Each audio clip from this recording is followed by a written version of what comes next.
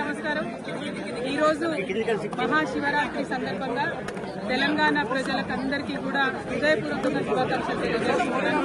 అట్లానే యావత్ భారతావనిలో కూడా మహాశివరాత్రి అంటే చాలా పెద్ద పర్వదినం. ఈ పర్వదినం సందర్భంగా మన దేశంలో ప్రజలు అందరూ కూడా సుభిక్షంగా ఉండాలని చెప్పి మనస్ఫూర్తిగా కోరుకుంటున్నాను. మన తెలంగాణలో దక్షిణ కాశీగా పిలువబడేటటువంటి వేములవాడ రాజన్న దర్శనం చేసుకోవడం నా పూర్వజన్మ సుకృతంగా నేను భావిస్తా ఉన్నాను. అది కూడా శివరాత్రి రోజు పొద్దున్నే అయ్యవారి దర్శనం, అట్లనే అమ్మవారి దర్శనం, లక్ష్మీ గణపతి దర్శనం చాలా అద్భుతంగా సాగింది.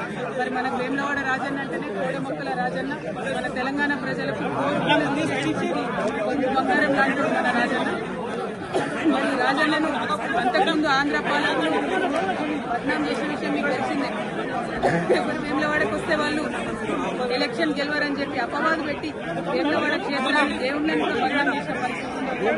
కానీ గత 10 సంవత్సరాలుగా కేసీఆర్ గారి పరిపాలనలో సిరిసిల్ల జిల్లాను ప్రత్యేకంగా క్రియేట్ చేసి మరి ఏర్పాటు చేసినటువంటి సిరిసిల్ల జిల్లాలో గర్వంగా సగర్వంగా మన రాజన్న పేరు పెట్టుకొని రాజన్న సిరిసిల్ల జిల్లా అని చెప్పి మనం ఏర్పాటు చేసుకోవడం జరిగింది.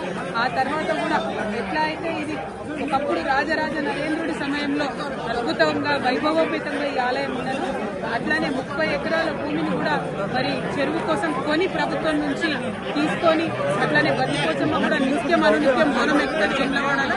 అటువంటి బతికోసమ్మ డెవలప్మెంట్ కోసం కూడా 10 ఎకరాలు సపరేట్ గా కొని, ఎందుకంటే వేములవాడ దక్షిణ కాశీ అంటే ఎట్లుంటారో అట్లనే ఉంటది. చిన్న చిన్న గల్లీలు ఉంటాయి, ఎవరు అమ్మేటటువంటి పరిస్థితి ఉండదు. అయినా ప్రభుత్వం చొరవ తీసుకొని దాదాపు 250 కోట్ల పైచిలకు కేవలం ఆలయం అభివృద్ధి కోసమే ఖర్చు చేసినటువంటి ఘనత కేసీఆర్ గారి ప్రభుత్వానికి దక్కిందనేది నేను సందర్భంగా తెలియజేస్తున్నాను. మరి ఆ డెవలప్మెంట్ కొనసాగాలి.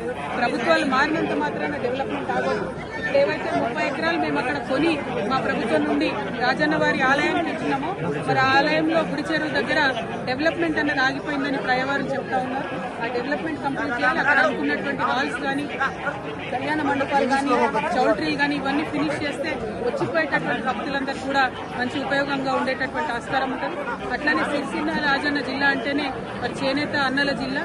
మరి అదేవిధంగా చేనేతల కోసం కూడా అనేకమైనటువంటి కార్యక్రమాలు గౌరవనీయులు కేటీఆర్ అన్న గారు కూడా పెద్ద ఎత్తున టేకప్ చేయడం జరిగింది. కానీ అవన్నీ కూడా ఇస్తున్నటువంటి ప్రభుత్వ హయాంలో వడకేసిరి నేతన్నకి ఇస్తా అన్నది ఏది కూడా ఇస్తలేరు.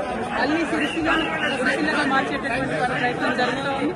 వీటిని విరమించుకొని ప్రభుత్వం ఎటువంటి భేదభావాలు లేకుండా అన్ని నియోజకవర్గాలు మన నియోజకవర్గాలే అని డెవలప్మెంట్ చేయాలి. మరి మా కార్యకర్తలను కూడా సిరిసిల్ల రాజన్న జిల్లాలో బాగా హెరాస్మెంట్ చేయడం, కేసులు పెట్టడం, చిన్న చిన్న వాళ్ళు టీ కొట్టు పెట్టుకున్నటువంటి వాళ్ళని కూడా మరి రామన్న ఫోటో ఉంటే తీసి పక్కనేయడం జరుగుతుంది.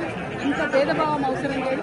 ఇవాళ పండగ పూట రాజకీయం మాట్లాడదనుకున్నా, కానీ మనకు తెలంగాణ ఉద్యమ సందర్భంలో కూడా ఎప్పుడైనా కూడా గుడైనా బడైనా చెప్పేది గంటాపతంగా చెప్పేటటువంటి నిజాయితీ ఉన్న వాళ్ళం కాబట్టి ఈ అంశాలు కూడా చెప్పాల్సి. మరి ఒక్కసారి ప్రభుత్వాన్ని రిక్వెస్ట్ చేస్తున్నాం, ఏదైతే డెవలప్మెంట్ వేములవాడలో సాగిందో అది కొనసాగించాలని కోరుతా ఉన్నాం. స్థానికంగా లక్ష్మీ నరసింహారావు గారు, కులవమ్మ గారు, జిల్లా అధ్యక్షుడు నాగన్న గారు, అట్లానే నాయకులందరూ కూడా ఉన్నారు. వారందరితో కూడా మరి డెవలప్మెంట్ జరిగింది. ఎస్పెషల్లీ వినోదన్న గారు ఎంపీగా ఉన్నప్పటి నుంచి కూడా పెద్ద ఎత్తున కేంద్ర ప్రభుత్వం నుంచి కూడా నిధులు తీసుకొచ్చి అభివృద్ధి చేయడం జరిగింది. వారందరినీ కూడా ప్రజల ఆశీర్వాదాలను కోరుతున్నాను. మళ్ళొకసారి వేములవాడ రాజన్న ఆశీర్వాదాలు ప్రజల మీద ఉండాలని కోరుకుంటున్నాను. Thank you. జై తెలంగాణ.